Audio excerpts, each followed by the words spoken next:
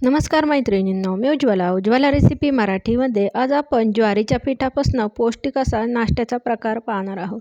चला तर आता लगेच रेसिपीला सुरुवात करूया. त्याकरता इथे मी 1 वाटी ज्वारीचं पीठ घेतलेलं आहे. तर इथे मी रोजच्या भाकरीला वापरण्यातलं जे पीठ असतं तेच पीठ इथे आपल्याला वापरायचं आहे. पाव वाटी इथे आपल्याला बारीक रवा घ्यायचा आहे.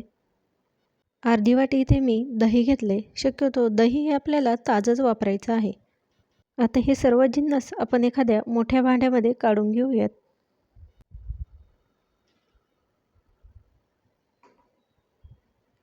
ज्वारीचं पीठ घातलंय. आता रवा घालून घेऊयात. दही घालूयात. आता हे सर्व आपल्याला मिक्स करून घ्यायचं आहे.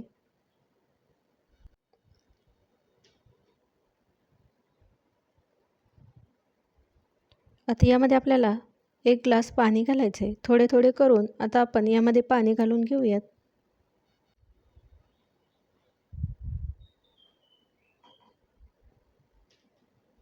राहिलेलं पाणी देखील आता यामध्ये घालून घेऊयात.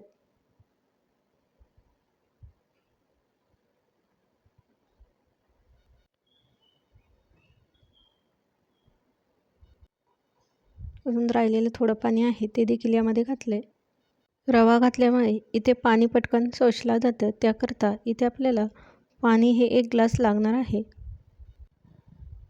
तर इथे आपलं पीठ छान मिक्स झाले. तर यावर झाकण ठेवून एक 5 ते 10 मिनिटे आपण हे पीठ भिजत घालणार आहोत. तोपर्यंत इथे आपल्याला हिरवी चटणी करायची आहे. तर आता आपण ती चटणी बनवून घेऊयात.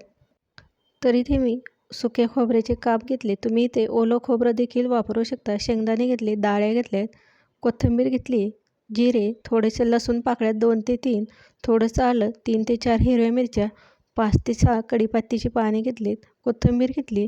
आता हे सर्व आपण मिक्सरच्या भांड्यामध्ये काढून घेऊयात.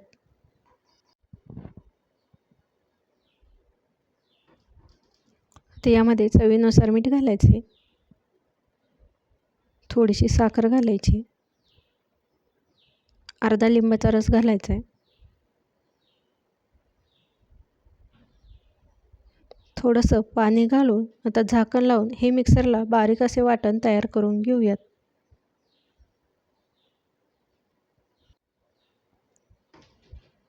तर इथे मी सर्व जिन्नस मिक्सरला छान बारीक वाटून घेतले. आता हे सर्व आपण एका बाउलमध्ये काढून घेऊयात.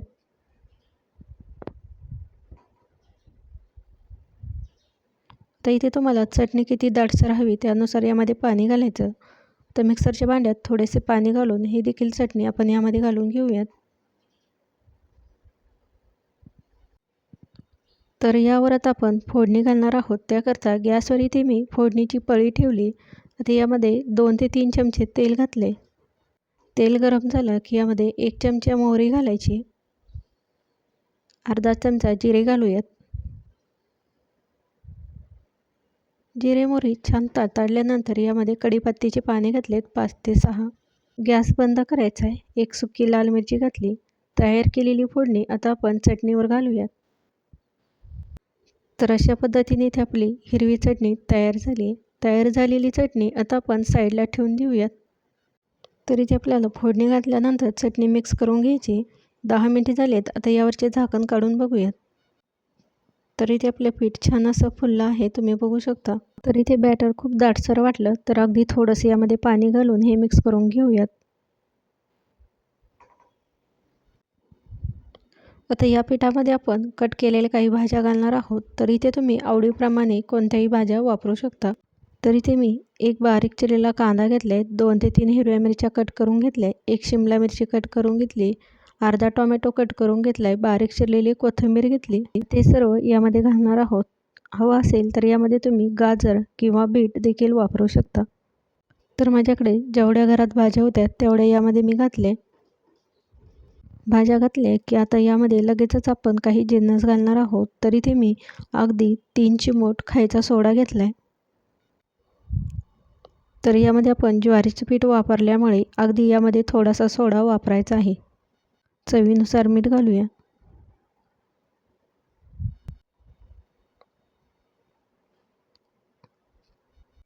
अगदी थोडीशी साखर घालायची. 1 चमचा लाल मिरची पावडर घातली.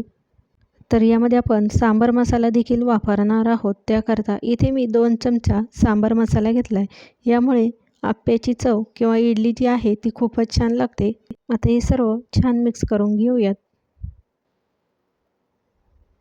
तर इथे आपलं पीठ थोडंसं घट्टसर वाटतं आहे, तर अगदी थोडंसं पाणी घालायचं आहे.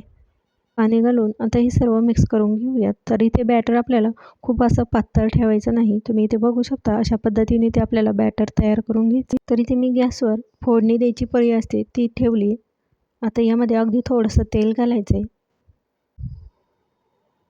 तेल गरम झालं की यामध्ये अगदी थोडंसं आपण जिरे मोहरी घालायची आहेत. जिरे मोहरी तडतडल्यानंतर आता यामध्ये अगदी 2 ते 3 कढीपत्त्याची पाने घातलेत. थोडे तीळ घालायचे, अर्धा चमचा. तर इथे पळी खूपच गरम झाली तर गॅस बंद करायचा आहे. आता यामध्ये आपण तयार केलेले बॅटर आहे ते घालून घेऊयात. अगदी 1 चमचा यामध्ये बॅटर घालायचं आहे.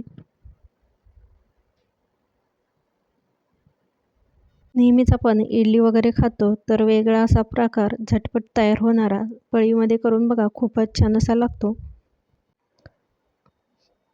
तर यावर झाकण ठेवून 1-2 मिनिटे आपण खालच्या बाजूने हे बॅटर छान असं भाजून घेऊयात. 2 मिनिटे झालीत. आता यावरचे झाकण काढूयात. चमच्याने अशा पद्धतीने आपण ते उलट-सुलट करून दोन्ही साईडने छान सोनेरी रंग येईपर्यंत भाजून घ्यायचे. तर इथे आपण लाल मिरची पावडर आणि सांबार मसाला वापरल्यामुळे याला छान असा लालसर कलर आलाय आणि याची चव देखील खूपच छान लागते. दोन्ही साईडने भाजून झालं की आता आपण एका डिशमध्ये काढून घेऊयात.